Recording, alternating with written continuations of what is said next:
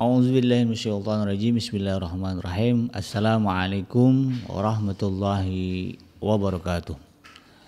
Innal hamdalillah nahmaduhu wa nasta'inuhu wa nastaghfiruh wa na'udzubillahi min syururi anfusina wa min sayyiati a'malina. May yahdihillahu fala mudhillalah wa may yudlilhu fala hadiyalah. Asyhadu an la ilaha illallah wahdahu la syarikalah wa asyhadu anna Muhammadan abduhu wa rasuluhu la nabiyya ba'dah. Allahumma salli wa sallim ala hadha nabil karim wa ala alihi wa ashabihi wa man tabi'ahum bi ihsanin ila yaumiddin. Wa qala Allah ta'ala fi kitabihil karim ya ayyuhallazina amanu taqullaha haqqa tuqatih wa la tamutunna illa wa antum muslimun. Ya al-haq adkhilna mudkhala sidqin wa akhrijna mukhraja sidqin wa ja'alna min ladunka sultanan nasira. Ja'al haq wa zahaqal batil innal batila kana zahuqa. Rabbana innana amanna faghfir lana dzunubana wa qina adzabannar. Allahumma ighfir lil muslimin wal muslimat fi Filistin wa fi kulli makan. Allahumma ansur ikhwanana al muslimin wal mujahidin fi Filistin wa fi kulli makan ya aziz ya jabbar ya rabbal alamin. Amma ba'd. Alhamdulillah, segala puji dan syukur adalah milik Allah, Tuhan semesta alam yang telah menciptakan kita. Dan karena rahmat dari Allah, hari ini kita kembali dipertemukan oleh Allah Subhanahu wa Ta'ala di channel YouTube kesayangan kita, yaitu channel iDream TV, dalam kajian atau program zikir, doa dan amalan, di mana insya Allah kita akan menambah hazanah pengetahuan kita terkait dengan berbagai zikir, doa dan juga amalan yang disyariatkan di dalam ajaran Islam. Tidak lupa kita baca salat dan salam Allahumma salli ala Sayyidina Muhammad wa ala ali Sayyidina Muhammad. Assalamualaikum ayuhan Nabi wa rahmatullahi wabarakatuh. Semoga Allah terima salawat dan salam yang kita baca dan dilimpah curahkan kepada para nabi dan para rasul, wabil khusus Rasulullah Muhammad SAW, dan semoga kita termasuk ke dalam kelompok orang-orang yang akan berbahagia ketika nanti berjumpa dengan Allah Subhanahu wa Ta'ala, dijauhkan dari siksa api neraka, dimasukkan ke dalam jannahnya dan dipertemukan dengan Rasulullah SAW, insyaallah. Amin ya rabbal alamin. Sahabat iDream yang dirahmati Allah di manapun Anda berada, di dalam kesempatan kali ini di program zikir, doa dan amalan ini, izinkan saya mengangkat tema kali ini tentang doa yang dibaca manusia pertama kali. Jadi sebagaimana yang kita ketahui bahwa kita manusia ini tidak keluar dari batu tapi kita ini lahir dari manusia juga, sehingga kemudian ketika ada teori yang mengatakan nenek moyang manusia itu adalah kera gitu saya termasuk orang yang tidak setuju gitu kan, yang nggak mau gitu kalau ada yang bilang kita ini berasal dari monyet, saya katakan kamu kali kalau saya enggak gitu. Karena kita sebagai muslim memiliki akidah, keyakinan bahwa manusia ini semuanya berasal dari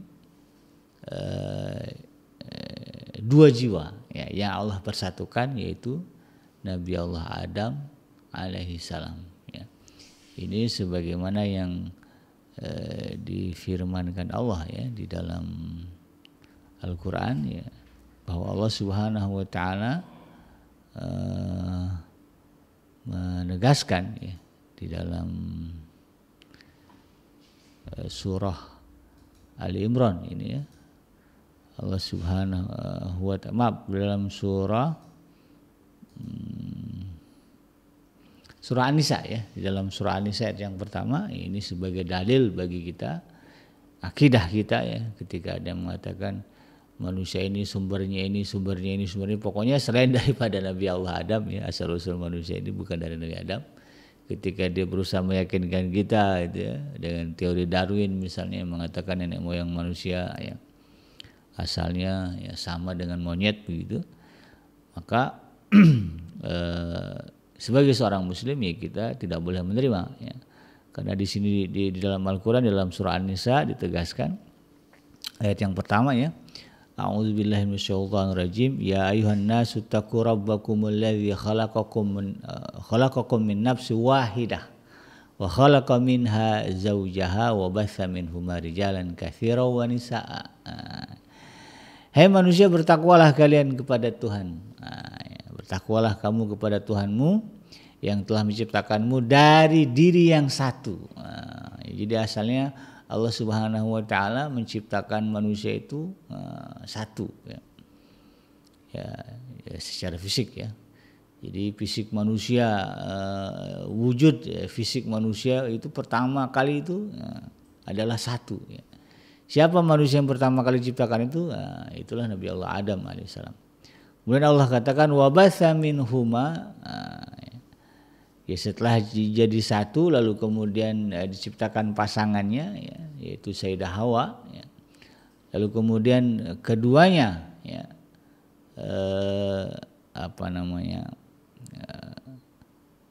bersatu begitu kan. Maka dari keduanya ya wabatsa minhuma ya.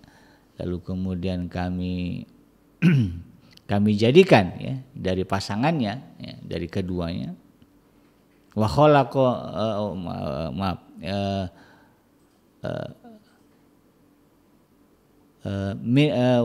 wa khalaqa minha ya. Lalu kemudian dari jiwa yang satu itu ya, Allah jadikan zaujaha pasangannya ya. Jadi dari Nabi Adam lalu kemudian tercipta Sayyidah Hawa ya. Lalu kemudian dari keduanya wabatsa minhuma, lalu kemudian dari keduanya Allah perkembangbiakan rijalan katsiran wa nisaa, laki-laki dan perempuan yang banyak ya. Jadi hari ini ketika kita berbicara siapa ya, manusia pertama ya, kita meyakini Nabi Allah Adam alaihissalam. Siapa wanita pertama di dunia ini? Sayyidah Hawa ya, istri dari Nabi Allah Adam alaihissalam.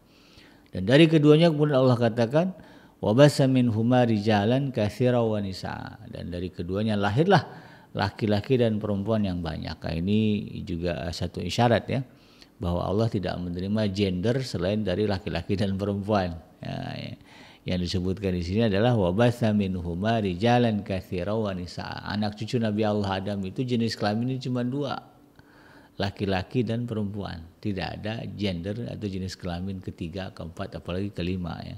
Sebagaimana yang diakui oleh Dewan Hak Asasi Manusia di PBB ya. Mereka menerima konsep ya gender itu lebih dari satu ya, bahkan menyebutnya ada 5. Jadi tidak ada ya di dalam Al-Quran itu konsepnya yang namanya jenis kelamin ya, anak cucu Adam ya. Hanyalah 2, yaitu laki-laki dan perempuan.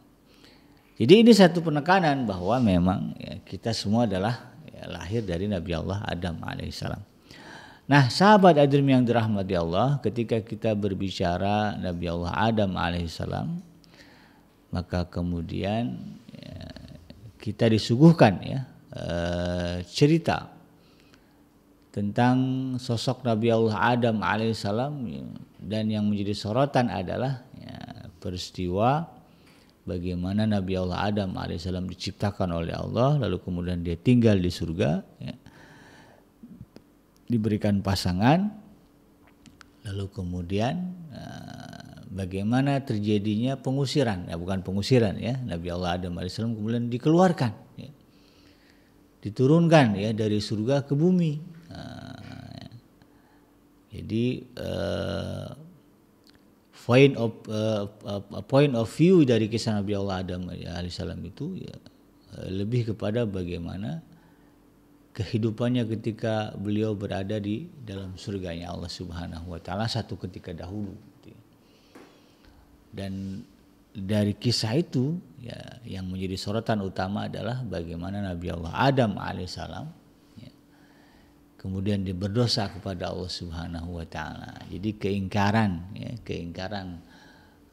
pertama di dalam sejarah manusia ya dilakukan oleh Nabi Allah Adam alaihissalam. Jadi pembangkangan pertama, ya, dosa pertama yang dilakukan oleh manusia yaitu dilakukan oleh Nabi Allah Adam alaihissalam, yang karenanya kemudian Allah Subhanahu wa taala murka, ya, marah kepada Nabi Allah Adam, lalu kemudian dikeluarkan dari surga. Nah, jadi ini yang harus menjadi catatan bagi kita, ya. Nabi Allah Adam alaihissalam, ya, Allah suruh tinggal di surga, lalu kemudian dia berbuat dosa, Allah marah dengan dosa itu, lalu kemudian dikeluarkan dari surga. Nah, jadi catatannya bahwa memang surga itu bukan tempat bagi mereka yang punya dosa. Nah, jadi surga itu bukan tempat bagi mereka yang punya dosa. Makanya kemudian surga itu dijaga. Ya. Kalau kita kecil-kecil dulu, ya, ditanya siapa nama malaikat penjaga surga, ya, kita mengatakan malaikat Ridwan. Nah, ya. Kemudian siapa malaikat penjaga neraka, kita katakan malaikat Malik. Jadi surga ini ada malaikat yang menjaga. Kenapa dijaga? Ya, supaya kemudian tidak ada pendosa yang masuk ke dalam surga. Nah, jadi ini menjadi sebuah gambaran bagi kita betapa, ya, Allah Subhanahu wa taala itu, ya, tidak meridhoi, tidak menyukai mereka yang bergelimang dalam dosa. Dan dosa terbesar, ya, bagi manusia, ya, adalah membantah perintah Allah Subhanahu wa taala, yang melanggar larangan dari Allah Subhanahu wa taala. Ya, sebagaimana yang dilakukan oleh Nabi Allah Adam alaihissalam. Ya. Jadi kalau kita lihat cerita kisah, ya, Nabi Allah Adam alaihissalam itu Allah sebutkan di banyak surat, ya. Ada di dalam surah Al-Baqarah, ada juga di dalam surah Al-A'raf, ya. Ada juga di dalam surah Toha, ya. Jadi tersebar, ya, di banyak surat, ya, yang menceritakan runutan kisah Nabi Allah Adam alaihissalam. Ya, di mana, ya, di dalam Al-Qur'an, ya, Allah Subhanahu wa taala, ya, kalau kita lihat di di dalam surah Toha misalnya, maaf, di dalam di dalam surah Toha, ya, Allah Subhanahu wa taala berfirman, ya, walaqad ahidna ila adama min qablu fanasya wa lam najid lahu azma. Ya. Jadi di dalam ayat ini Allah Subhanahu wa taala, ya, memberikan sebuah prolog, ya, tentang kisah Nabi Allah Adam alaihissalam, ya.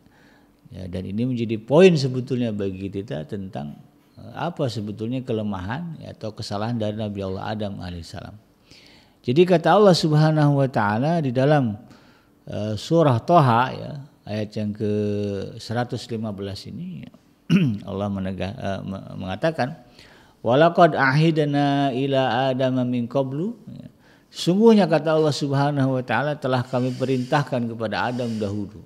Ya, jadi sudah ada paket amalan, ya, paket perintah dan larangan yang Allah berikan kepada Nabi Allah Adam alaihissalam dulu, ya, ketika beliau diciptakan. Fanasya, lalu kemudian kata Allah Subhanahu wa taala, tetapi Adam melupakannya, ya, lupa. Ya. Nah, jadi inilah kemudian menjadi sebuah pepatah, ya. Ada yang mengatakan ini adalah hadis, ya, bahwa sifat dari anak-anak cucu Adam itu salah dan lupa, ya. Bunyinya itu al-insan, ya, mahlul khata' wan nisyan, ya, yang namanya manusia itu tempatnya salah dan lupa, ya, karena memang di dalam Al-Quran juga ditegaskan demikian. Ya, dulu Nabi Allah Adam alaihissalam pernah Allah berikan perintah dan larangan, ya. Fanasya, lalu dia lupa. Dan tidak hanya lupa, walam najid lahu azma, kata Allah Subhanahu wa taala. Dan kami tidak dapati, ya, pada diri Adam tekad yang kuat, ya, untuk mengerjakan atau menjauhi larangan. Jadi Dua hal inilah yang kemudian harus menjadi muhasabah ya bagi diri kita, bagaimana kita menghindari menjadi orang-orang yang melalaikan, melupakan perintah dan larangan dari Allah Subhanahu wa taala, terutama bab larangan ya. Jangan sampai kemudian kita mengabaikan apa yang Allah larang, melupakan apa yang Allah larang dengan sengaja. Kalau nggak sengaja ya, memang asli benar-benar lupa dan nggak tahu, ini lain cerita. Tapi sengaja melupakan, yang membuat diri menjadi lalai, udah tahu ya ini adalah perbuatan dosa, ya. Ini resikonya besar begitu, tapi ya bermain-main di sekitar situ juga. Ya. Misalnya bab dosa zina misalnya. Ya. Zina itu kan dosa besar ya, saking besarnya dosa zina ini ya. Kalau mau bersih dari dosa zina ya, kalau yang belum menikah lalu berzina ya harus dicambuk 100 kali, kemudian dipenjara setahun ya, baru tuh bersih ya dari dosa zina. Nah, kalau yang muhsan ya, kalau yang sudah nikah itu lebih berat lagi ya. Kalau mau bersih dari dosa zina ya harus dirajam, dikubur di tanah separas dada ini, lalu kemudian dilempari pakai batu sampai mati. Itu saking besarnya dosa zina ya. Nah, saking besarnya dosa zina ini, maka Allah tegaskan di dalam Al-Quran, wala taqrabu zina. Nah, janganlah kalian mendekati perbuatan zina ya, dekat aja nggak boleh gitu kan, apalagi ngerjain begitu kan. Jadi ini menjadi sebuah penekanan ya. Kita tahu wah ini nggak boleh, ini zina itu haram. Nah, sampai-sampai Allah katakan wala taqrabu zina. Ada larangan, jangan dekat-dekat dengan mendekati perbuatan zina. Nah, kalau kita termasuk ke dalam kategori orang yang melupa-lupakan ya, melalai-lalaikan larangan Allah Subhanahu wa taala. Nah, ini yang diabaikan. Sudah tahu dosa zina itu besar, lalu kemudian Allah melarang kita mendekati, ya, dekat-dekat, ya, nyerempet lah ya kepada perbuatan zina, tapi ya, masih berani juga kita kemudian ya, mendekati ya, atau melakukan hal-hal yang akan mendekatkan kepada perbuatan zina. Nah ini kategorinya bisa jadi seperti yang dilakukan oleh Nabi Allah Adam alaihissalam dulu, yang melalai-lalaikan larangan. Sehingga kemudian menjadi lupa. Dan yang lebih parah lagi, walam najid lahu azma. Nah, ya, kenapa Nabi Allah Adam alaihissalam bisa lupa ya, dengan larangan Allah Subhanahu wa taala, sehingga beliau terjebak ke dalam dosa yang membuat Allah murka dan menyebabkannya terusir dari surga. Nah, intinya ada pada ini, ya, walam najid lahu azma. Dan kami tidak dapati pada diri Adam ya, tekad yang kuat.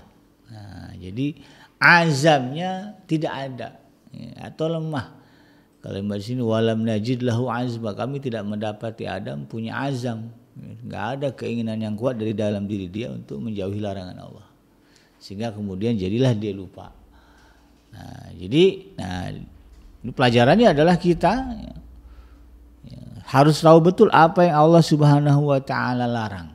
Nah, kaji betul apa dosa-dosa besar, apa dosa-dosa yang dilarang oleh Allah Subhanahu wa taala, apa perbuatan-perbuatan yang akan mendatangkan kemurkaan Allah Subhanahu wa taala. Yang umum kita ketahui ya syirik yang pertama ya. Syirik ini jelas ya, kalau udah syirik nih enggak akan masuk ke dalam surganya Allah Subhanahu wa taala ya. Kalau dalam surah Al-Alaq ya, bagi orang yang syirik ini dilemparkan ke dalam neraka dan tidak akan bisa masuk ke dalam surga hatta yalijal jamalu fi samil khiyat. Nah, dalam surah Al-Araf ya. Sampai unta bisa masuk ke lubang jarum. Nah, itu kan satu hal yang nggak mungkin. Jarum kecil, unta besar. Ya. Nggak mungkin unta yang sebesar itu bisa melewati lubang jarum. Ya, itu menjadi perumpamaan bagaimana mustahilnya orang yang menyekutukan Allah ya, kemudian dilemparkan ke dalam neraka, dia bisa masuk ke dalam surga. Itu tidak mungkin ya. Nah, ini menjadi pemahaman, wah ini dosa besar. Apalagi zina, mencuri, ya, minum khamar, itu kan larangannya, makan babi, ya, itu kan dosa besar ya. Berjudi, ya, itu juga dosa besar, ada yang disebutkan ya. Nah, kita pahami itu ya, dosa besar. Lalu kemudian supaya kita tidak terjerumus ke dalam dosa-dosa besar itu ya, dari mulai syirik tadi ya, zina, mencuri, kemudian berjudi, minum khamar ya, atau mabuk ya. Nah, mabuk ini masuklah ya narkoba, apalagi pil koplo ya, ekstasi, apalah semuanya ya disebutkan oleh orang-orang itu. Kemudian juga makan daging babi ya, ini jelas juga disebutkan ya, makan daging babi, makan yang diharamkan ya, babi bangkai ya, darah itu kan ditegaskan di dalam Al-Quran, itu dosa besar ya. Kalau kadang ada sengaja ya orang yang justru darah itu dijadiin makanan ya, ada namanya marus ya. Dulu zaman saya kecil-kecil kadang-kadang saya lihat ya di jagalnya orang Islam ada yang bikin itu. Saya tanya siapa yang makan, ya siapa aja, dijual di pasar, padahal itu haram. Tapi sekarang udah nggak ada. Nah itu perbuatan-perbuatan yang dilarang oleh Allah Subhanahu Wa Taala dan kategorinya dosa besar. Kalau kita tidak ingin terjerumus ke dalam perbuatan itu, maka harus ada azam, tekad yang kuat dalam diri kita. Memang kita ingin menjauhi itu. Kalau nggak ada ini, alamat ada kemungkinan bisa jadi kita terjerumus, akan terseret, nyerempet kepada perbuatan itu. Jadi ketahui dulu nih, ya ini dosa-dosa besarnya. Lalu kemudian kita berazam, kita bertekad tidak akan mau ya, menjerumuskan diri kita ke dalam perbuatan itu. Kita nggak mau melakukan itu, haram bagi kita, gitu ya. Itu azam itu di situ. Ini Allah larang, saya nggak akan mau. Itu tekad harus ada. Maka insya Allah tekad yang kuat ini akan membimbing kita untuk tidak melupakan larangan-larangan itu. Bahkan nanti ada warning, ada apa, early warning system, ya. EWS ya istilahnya itu ya. Dari Allah Subhanahu Wa Taala ya. Nanti datang isyarat dari Allah, ini nggak boleh, hati-hati. Allah pasti akan ngasih tahu. Sehingga kita kemudian tidak akan terjerumus sana. Nah kalau ini yang tidak ada, maka besar kemungkinan kita akan mudah digelincirkan oleh setan. Ya. Nah ini sebagaimana yang Allah sebutkan ya di di dalam surah Al-Baqarah ya. Allah Subhanahu Wa Taala ya, setelah dalam surah Thaha tadi Allah tegaskan hal itu ya, di mana Nabi Allah Adam alaihissalam ya, di dalam ayat tersebut ya Allah Subhanahu Wa Taala menerangkan bahwa dia telah mengamanahkan kepada Nabi Adam supaya selalu waspada terhadap iblis ya. Sudah dikasih tahu ini ya, ada makhluk namanya iblis ya, dia akan menjerumuskan kamu, hati-hati dengan dia ya. Ini ada larangan ya, larangannya wala taqrabu hadhihi sajarah. Ya, jangan kamu dekati pohon ini. Itu larangannya. Ada dua larangan yang Allah tegaskan ya. Yang pertama larangan mendekati pohon huldi ya, yang kedua larangan peringatan agar jangan mengikuti kata-kata nasihat dari iblis. Ya, itu sudah Allah tegaskan. Tapi kemudian ya itu tadi, bahwa sebagaimana disebutkan di dalam surah Thaha tadi, Allah tidak mendapati pada diri Adam keinginan yang kuat sehingga membuat dia menjadi lupa ya, terhadap perintah dan larangan tersebut. Lalu kemudian di dalam kisahnya itu, runutan kisahnya Nabi Allah Adam alaihissalam kemudian Allah turunkan ya, dari surganya Allah Subhanahu Wa Taala. Jadi dia tidak tinggal lagi di tempat yang nyaman. Nah ini menjadi pelajaran juga ini sebetulnya. Ketika dulu zaman saya di pondok ya, ketika kita ya disajikan dengan ayat ini oleh kiai kita di pesantren, ketika membahas surah Thaha ayat yang ke-115 ini ya, di mana Allah menyebutkan bahwa ya, tidak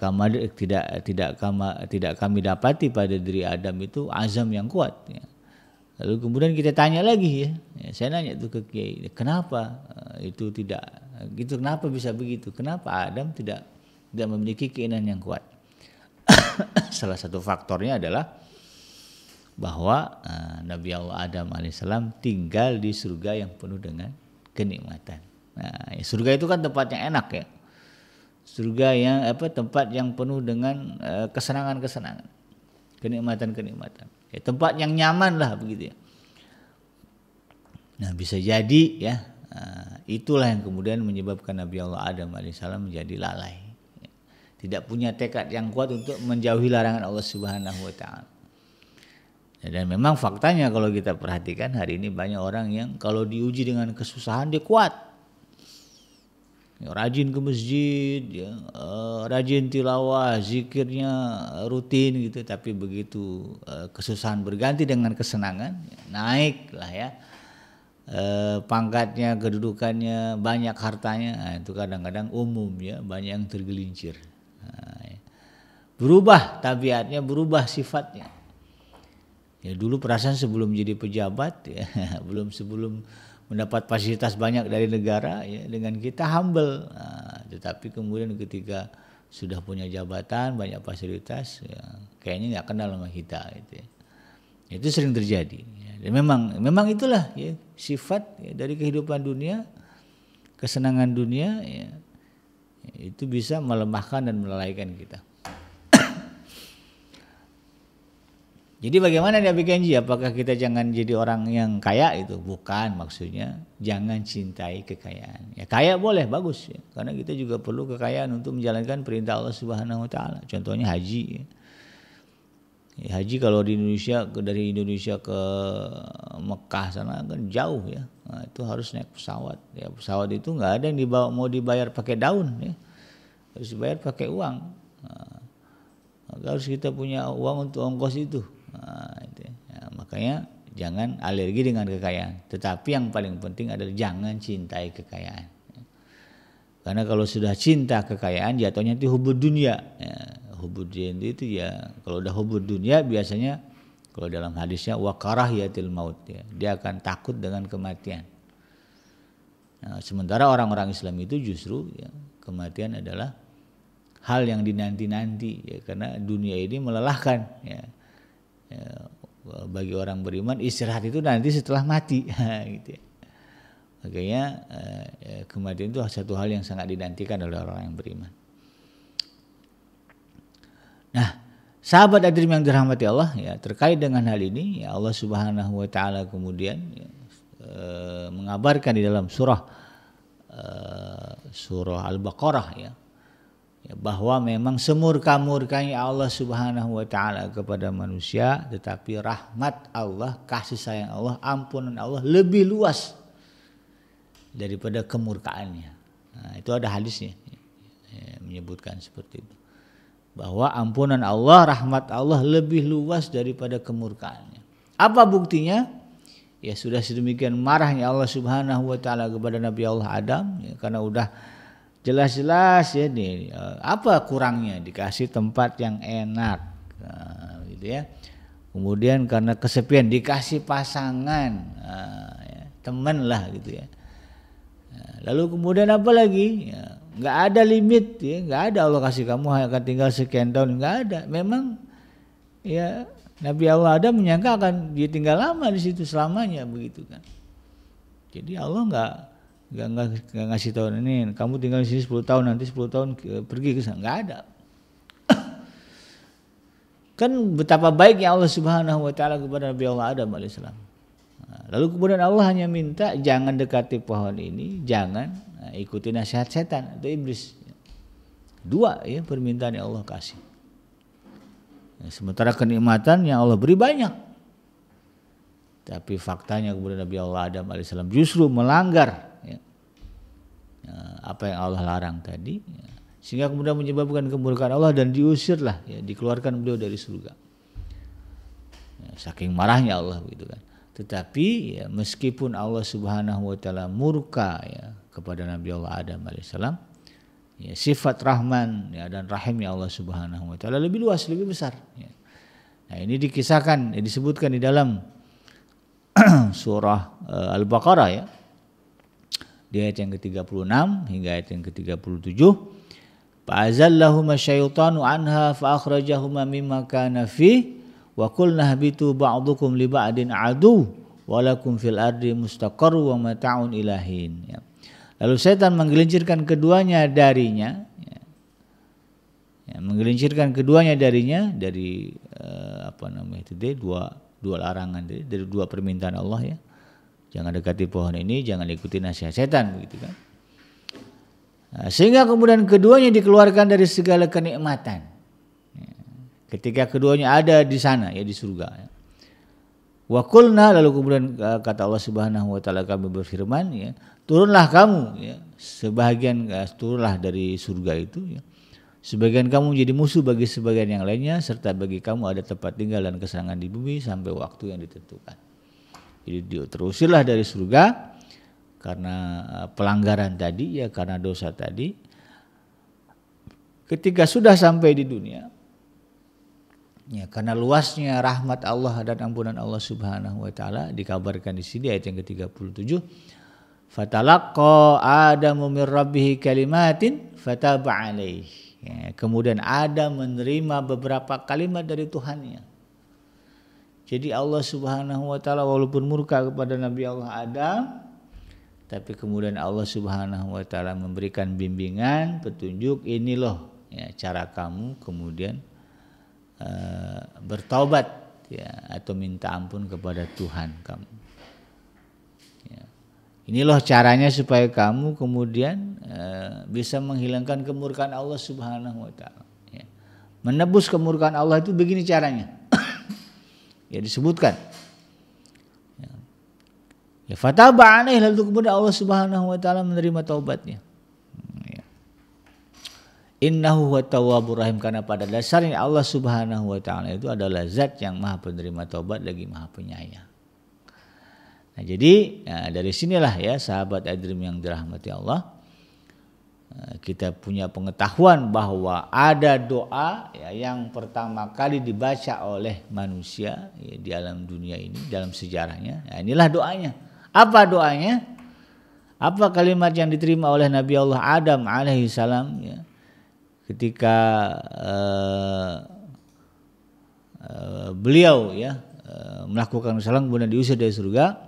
Dalam surah Al-A'raf di ayat yang ke-23 ya disebutkan ya, bahwa doa kalimat yang dimaksud di dalam ayat tersebut adalah sebuah doa yang berbunyi Rabbana zalamna anfusana wa illam taghfir lana wa tarhamna lanakunanna minal khasirin. Nah, inilah ya dua kalimat yang Allah turunkan kepada Nabi Allah Adam dan istrinya yaitu Sayyidah Hawa ya, untuk dibaca dan diamalkan. Nah, ya. Di dalam ayat ke-23 ini jelas ya disebutkan di sini ya. Qala ya, maka keduanya berkata. Jadi tobatnya bareng ya. Jadi inilah kalimat yang pertama kali, doa yang pertama kali dibaca oleh manusia dalam sejarah ya. Yaitu Rabbana zalamna anfusana wa illam taghfir lana wa tarhamna lanakunanna minal khasirin ya. Surah Al-A'raf ayat yang ke-23. Nah, dari sinilah kemudian ya sahabat Adrim yang dirahmati Allah ya, ketika kita menyadari ya bahwa kita ini berlumuran dengan dosa ya, berlumuran dengan kemaksiatan dan kesalahan ya, maka ada baiknya doa ini kita hafal ya, lalu kemudian kita jadikan sebagai amalan. Amalan rutin, bacaan rutin setiap hari ya. Ya minimal kita baca selesai sholat lah begitu ya. Sholat berarti kalau 5 waktu ya 5 kali ya, 5 kali lah minimal kita baca doa ini. Rabbana zalamna anfusana wa illam taghfir lana wa tarhamna lanakunanna minal khasirin. Dari segi makna doa ini jelas-jelas ya sangat agung, sangat mulia, sangat baik ya. Disusun dengan indah. Ya. Rabbana wahai Tuhan kami, zalamna anfusana, sungguh kami telah menzalimi diri kami sendiri. Ya. Wa illam taghfir lana wa tarhamna, ya, sekiranya seandainya Engkau ya Allah tidak memberikan ampunan kepada kami dan tidak memberikan rahmat kepada kami, lanakunanna minal khasirin. Pastilah kami ini Allah termasuk ke dalam kelompok atau golongan orang-orang yang merugi. Nah, indah kalimatnya. Jadi itulah doa ya, doa kepada Allah. Allah itu zat yang maha agung ya. Kita ngomong kepada raja, kepada pejabat aja pakai bahasa yang bagus kan ya. Apalagi kemudian ketika kita meminta kepada Allah Subhanahu wa taala, Tuhan semesta alam, tentu kalimat ya yang keluar dari lisan kita harusnya adalah kalimat yang indah juga ya. Minta ampun juga pakai cara ya, pakai kalimat yang baik, dan Allah Subhanahu wa taala sudah berikan ya. Ya, doa ini diwariskan dari Nabi Allah Adam alaihissalam kepada anak cucunya sampailah kepada kita yang melalui lisan Rasulullah Muhammad sallallahu alaihi wasallam yang Allah beri wahyu Al-Qur'an ya.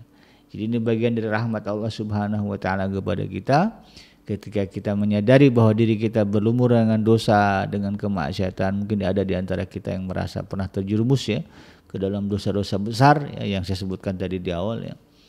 Maka cara untuk membersihkannya ya, cara untuk menebus kemurkaan Allah Subhanahu wa taala adalah dengan mendawamkan, merutinkan bacaan doa ini ya di dalam setiap kesempatan kita. Perbanyak baca ini.